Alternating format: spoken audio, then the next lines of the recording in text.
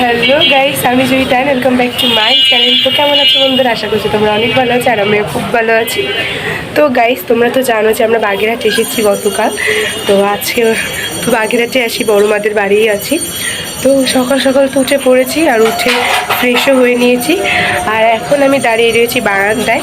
আর এখান থেকে খুব সুন্দর বেশ বাইরে বাজার দেখা যায়, যেহেতু বাজারের উপরে বাড়ি, পুরো বাজার। কি তো লোক আছে, ইভেন আরও আসবে, তো খুব মজা হবে বেশ। মানে আমাদের কোনো অনুষ্ঠান বাদলে বেশ আত্মীয় স্বজন সবাই একসাথে হলে মাসি বোনেরা খুবই মজা হয়। তো যাই হোক, চলো ভিডিওটা এখান থেকে স্টার্ট করছি। আশা করছি তোমাদের অনেকটাই ভালো লাগবে।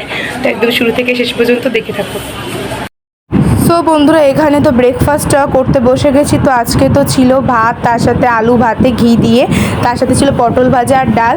তো সবাই একসঙ্গে মিলে কিন্তু এখানে খাওয়া দাওয়া অলরেডি স্টার্ট করে দিয়েছি। আর খাওয়া দাওয়া কমপ্লিট করে এই যে আমার ভাইপোর সাথে একটু এখানে খেলাধুলা করে নিচ্ছিলাম। ওই ঘুমিয়েছিল, তো ওকে ঘুম থেকে উঠে কিন্তু এই যে কোলে নিয়ে নিয়েছি। আর ওর জন্য কিন্তু এখন চুপ করে রয়েছে, একটু পর দুষ্টুমি শুরু হয়ে যাবে। আর এখানে তো এই যে মামিরা কিন্তু চলে এসেছে, মানে সকাল থেকে আস্তে আস্তে এক এক করে আমাদের আত্মীয়রা চলে আসতে শুরু করেছে। আর এখানে মা মাসি সবাই তো আস্তে আস্তে কাজ করছিল, মানে যেহেতু একাদশীর আগের দিন পড়েছে এই শ্রাদ্ধটা, ওর জন্য যারা একাদশীর আগের দিন তো অনেকে নিরামিষ খায়, ওর জন্য নিরামিষেরও ব্যবস্থা করা হচ্ছে, আবার প্লাস আমিষেরও ব্যবস্থা করা হচ্ছে। তো যাই হোক, স্নান দান কমপ্লিট করে কিন্তু এখানে আমি রেডি হয়ে গেছি। সো আর এখানে কিন্তু আমার এই যে মাস্তুতো বোনেরা যারা বাকি ছিল আসা, তারাও কিন্তু চলে এসেছে। তো এখন আমরা সবাই একসাথে মিলে বেশ মজাই করছিলাম। আর এখানে তো মাসিরাও মাসিদের মতন আনন্দ করছিল। তো ফাইনালি কিন্তু বেরিয়ে পড়েছে মন্দিরে যাওয়ার উদ্দেশ্যে, যেহেতু মন্দিরেই শ্রাদ্ধের খাওয়া দাওয়ার ব্যবস্থা করা হয়েছিল ওর জন্য। আর তা শ্রাদ্ধের খাওয়া দাওয়ার সঙ্গে কিন্তু এখানে রামায়ণেরও ব্যবস্থা করা হয়েছিল, রামায়ণ পাঠের। তো এখানে এই যে রামায়ণ পাঠ করা হচ্ছিল, দেন রামায়ণ পাঠ কমপ্লিট হওয়ার পর কিন্তু তারপরে খাওয়া দাওয়ার ব্যবস্থা কি করা হবে।